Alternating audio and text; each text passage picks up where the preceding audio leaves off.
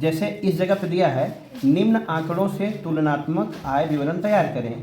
Prepare comparative income statement from the following data. अब यहाँ पर 2016 का डाटा दिया है, 2017 का दिया हुआ है। अब यहाँ दिखा रहा है शुद्ध विक्रय, यानी नेट सेल है 2016 में 12,20,000 है और 2017 में 17 लाख है। तो यहाँ पर नेट सेल बढ़ा है कि नहीं बढ़ा है? कंपैरेटिव स्टेटमेंट का मतलब होता है कंपेयर करना। और यहाँ पर कॉस्ट ऑफ गुड्स सोल्ड दिया हुआ है 10 लाख, यहाँ है 12,40,000, ये भी बढ़ा है। यहाँ सेल्स और एडमिनिस्ट्रेशन एक्सपेंसेस है 1,20,000 था 2016 में और 2017 में हो गया 2 लाख, ये भी बढ़ा है। यस। और अदर इनकम मेरा 14,000 था और बाद में घट गया, ये एक आइटम घटा है। इनकम टैक्स गवर्नमेंट को देना है आपको 90,000 और 1,10,000, ये थोड़ा सा बढ़ा। कंपैरेटिव स्टेटमेंट में क्या होता है ना बच्चे लोग, कंपेयर करना पड़ता है। इसको एक भाषा समझ लेना। हम लोग सेल से प्रॉफिट की ओर जब आते हैं ना, तुम जानते हो ना कि सेल में से जब कॉस्ट को माइनस करते हैं तो प्रॉफिट आता है। देखो पहले एक साल का दिखा रहा है, जैसे 2016 है, 2016 में सेल मेरा हुआ था 12,20,000, तो 12,20,000 में से कॉस्ट मेरा 10 लाख था। देखो 10 लाख यहाँ माइनस हो गया, तो तुम ही सोचो 12,20,000 में 10 लाख माइनस होगा, 2,20,000 का प्रॉफिट हुआ। अब इस प्रॉफिट में ऑफिस का खर्चा कितना था, तो ऑफिस एक्सपेंसेस या एडमिनिस्ट्रेटिव एक्सपेंसेस हमारा था 1,20,000, तो ऑफिस का खर्चा को हम घटा दिया। ऐसे ही जीपी में से ऑफिस का खर्चा घटता तो ऑपरेटिंग प्रॉफिट आता है। अब ऑपरेटिंग प्रॉफिट यहाँ आ गया। अब ऑपरेटिंग प्रॉफिट में अदर इनकम, अन्य साधनों से आया है, ये तो प्लस होने वाला आइटम है, इनकम है ना, तो इनकम में प्लस होता है। तो तेरा नेट इनकम आ गया 1,14,000। अब 1,14,000 में गवर्नमेंट को टैक्स दिए 90,000, 90,000 माइनस हो गया, तो मेरा net income tax after tax, net income after tax मेरा शुद्ध आय 24,000 आया।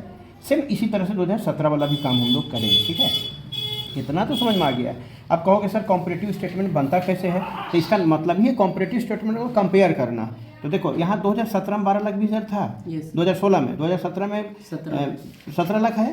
तो एब्सोल्यूट चेंज का मतलब होता है कि इन दोनों ईयर में चेंजिंग कितना हुआ। तो अब इसका गैपिंग निकालेगा तो 4,80,000 हुआ। अब परसेंटेज चेंज कैसे निकालते हैं, इसको थोड़ा कैलकुलेट करके दिखाते हैं, ठीक ना। देखो हमेशा याद रखना, जो चेंज है ना, ये चेंज, तो देखो ये चेंज को ऊपर लिखना, 4,80,000 को ऊपर लिखना, लिख दिया। अब बाई जो ओरिजिनल था पहले वाला 2016 वाला बेस ईयर का, उसको नीचे लिखना 12,20,000, इसको तुम नीचे लिख दिया। और परसेंटेज बनाने के लिए 100 से इंटू कर लिया। अब 4 टकला को फोड़ दो, पहले टकला फूट गया, ऊपर वाला टकला भी फूट गया, ठीक है। अब इसको काटना है तुमको, अब इसको काटो। 12 के टेबल से नहीं कटेगा, 22 से ना, हाँ 2 का टेबल से कटेगा। 2 छक 12, 2 एकम 2, 2 दूनी 4, 2 चौके 8, 61 हो गया। अब इसको जब तुम कैलकुलेट करके निकालेगा ना, तो यहाँ पर हो जाएगा तेरा 39.34%। देखो यहाँ पर, यहाँ देख रहे हो 39.34 दिखाई दे रहा है कि नहीं? यस सर, दिखाई दे रहा है परसेंटेज। तो ये ऊपर होगा, ये नीचे होगा, मतलब कि ये जो चेंज है। अब देखो इसी तरह से एक और डाटा तुमको दिखाते हैं, दिखाएं। जैसे देखो यहाँ देखो, यहाँ पर 10 लाख था, यहाँ 12,40,000 हुआ, तो इन दोनों का डिफरेंस कितना हो गया? 2,40,000 हो गया। तो अब इसका कैसे निकालोगे बताओ जरा सा, एक बार हेल्प करो। 2,40,000 ऊपर, बहुत बढ़िया। और नीचे 10 लाख कैसे?